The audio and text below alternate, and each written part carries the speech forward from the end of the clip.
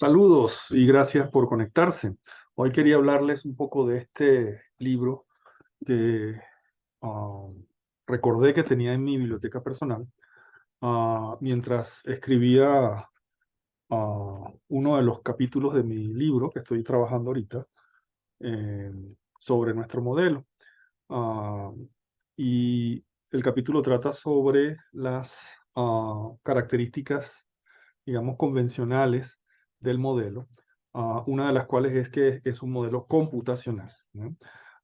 Y eso me llevó a buscar las raíces de esa característica. ¿Qué significa que un modelo es computacional?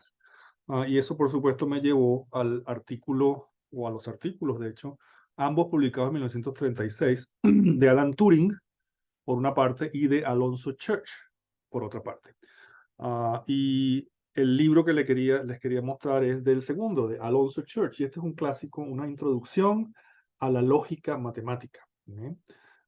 Si quieren entender esto de los desarrollos de los modelos computacionales, la historia de modelos computacionales y de hecho la historia de la inteligencia artificial, la lógica simbólica formal es esencial, ¿eh? Y aquí me estoy refiriendo a la lógica formal o simbólica desarrollada a partir del siglo XIX, de mediados del siglo XIX, de hecho, y que experimentó desarrollos muy, muy rápidos y muy importantes ah, a finales del siglo XIX y principios del siglo XX. Y de nuevo tenemos estos dos artículos ah, seminales de Turing y de Church. Y de hecho Church, Alonzo Church, quien escribió este libro en 1956, lo publicó en 1956 en su forma original,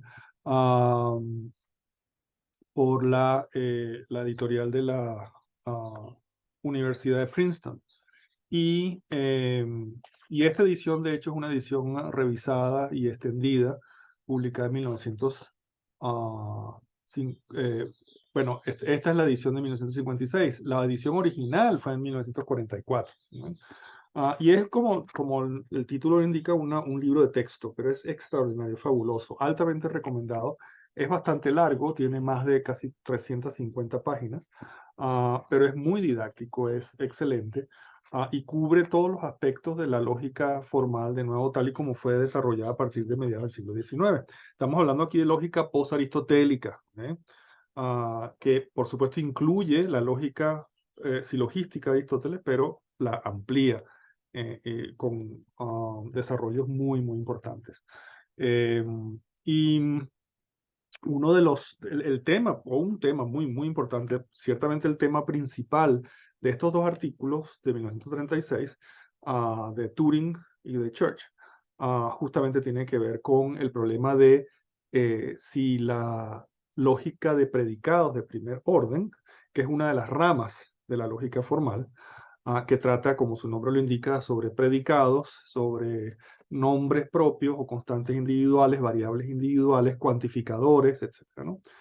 Si es decidible o no. Y eso significa que, y ha habido varias formulaciones al respecto, pero eso significa que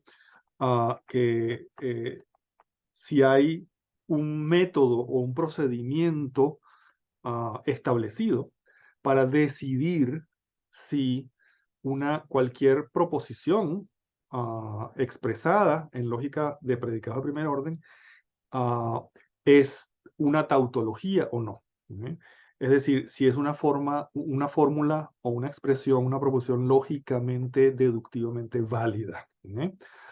La lógica proposicional, que es la otra rama de la lógica formal, sí es decidible en el sentido de que hay un método bien establecido para decidir si una proposición es tautológica o no. Una tautología es una verdad necesaria. Es una proposición que es verdadera en todas las posibles, eh, eh, digamos, configuraciones lógicas, ¿no?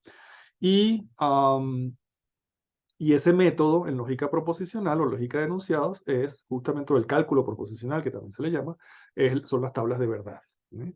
Entonces es muy fácil decidir si una proposición en lógica proposicional es tautológica o no.